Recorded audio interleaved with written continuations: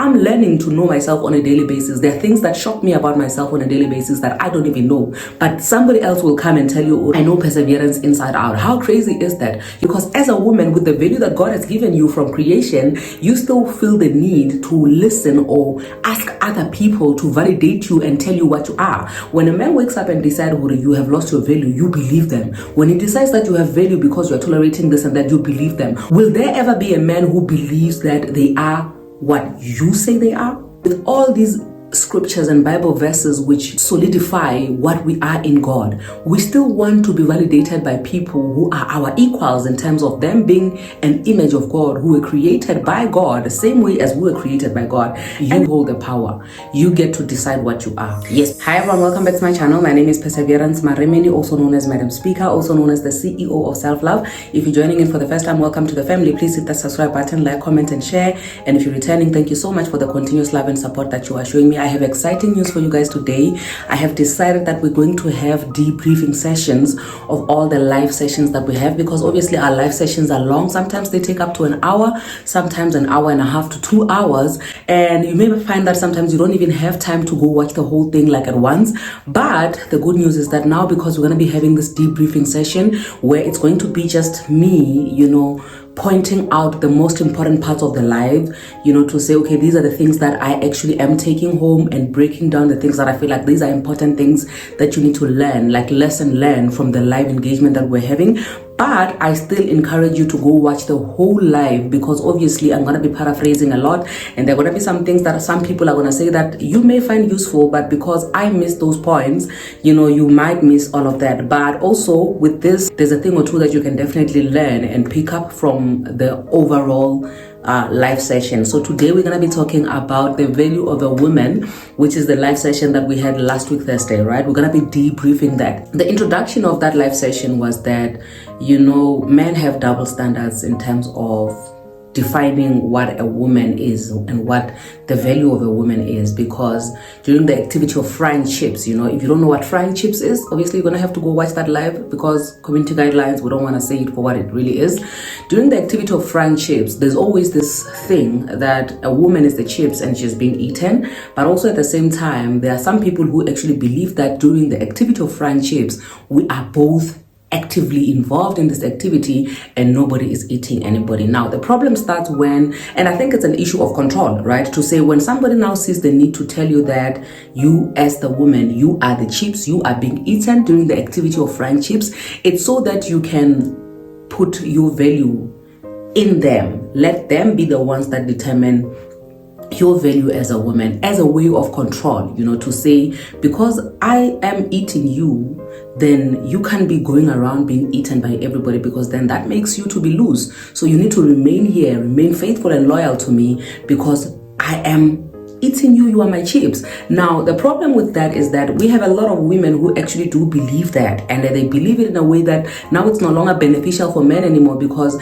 they believe that if I'm the chips and you are eating me, then you need to compensate me for the chips which you are finishing, right? And now when women turn around and say, listen, I want my vuso, in the morning you must give me money to compensate me for the chips that you have finished in me, because I am depreciating my value every single time when I fry chips with you, then you cry as a man and you say, oh, but you are gold diggers. Women these days are gold diggers. Women these days are selling. They are after money. Whereas you are the one who made these women believe that during the activity of friendships, you are actually finishing them, But also in the same breath, there are women who believe that, the activity is just the two people enjoying equally, and it's got absolutely nothing to do with the value.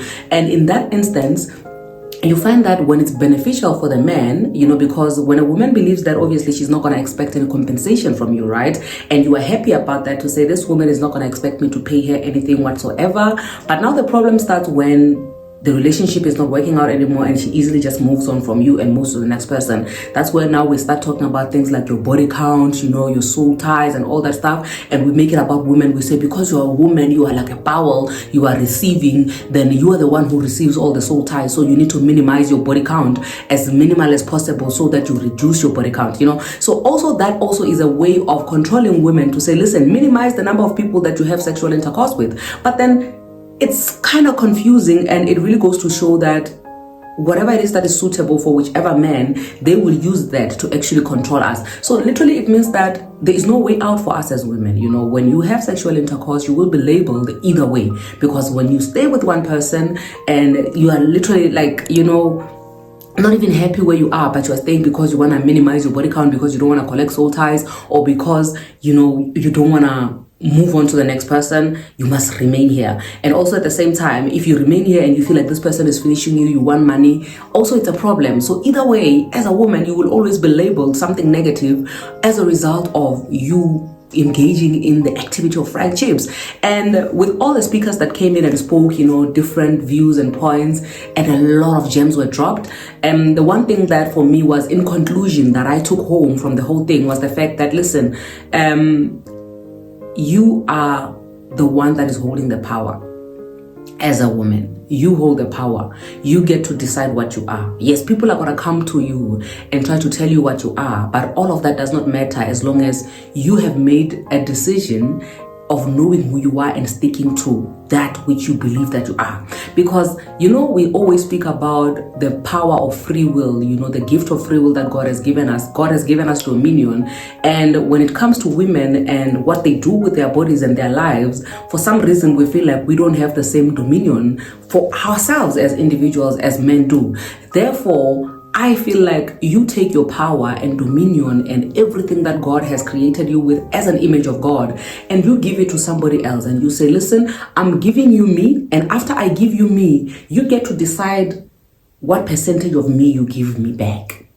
You get what I mean? Because basically that's what we're doing if we're allowing other people to tell us who we are. Because I mean, the Bible already speaks, God already knows who we are. He already says that I knew you before I formed you in your mother's womb. You know, Jeremiah, I formed you and I set you apart.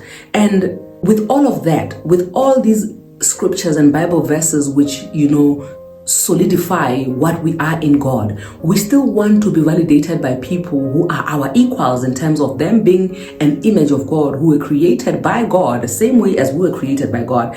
And it's so crazy. You know, it's more like you go to class, you expect your classmate to be the one that determines the marks you get. After the teacher has taught you everything, you don't want to listen to what the teacher has said. You give everything to your classmate and you say, you tell me what is right and what is wrong. And it's crazy. And I feel like that's what we do as individuals to one another, you know, because as a woman, with the value that God has given you from creation, you still feel the need to listen or ask other people to validate you and tell you what you are. When a man wakes up and decides you have lost your value, you believe them. When he decides that you have value because you're tolerating this and that, you believe them. Why?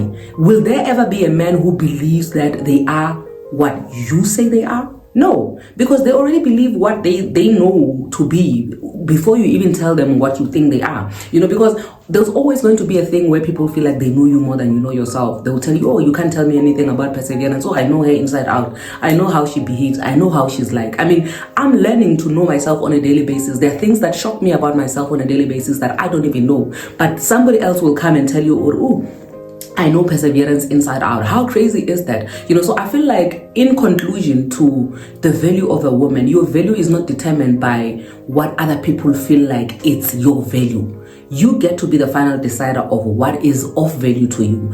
If you see yourself as an image of God, if you see yourself as somebody who is fearfully and wonderfully made, you will always value yourself in that regard. You're not going to use standards of this world, society standards, to value yourself. You will live your life in a way that you feel like, you know what, this is dignifying for me, this is making me happy, I'm content with this life that I'm living, and that is all that matters. Because I'm telling you right now that even Jesus Christ, during his walks in this life, he was not pleasing to everybody. So who are you to want to please everybody? Because to one person, no matter what you do, you will always be trash, you will always be a whore. So do you want to listen to what people say you are, or do you want to make up your mind about what God says you are? So tell me what you think in the comment section down below about your value as a woman. And also, if you're a man, tell me what you think your take or your say is regarding the value of a woman.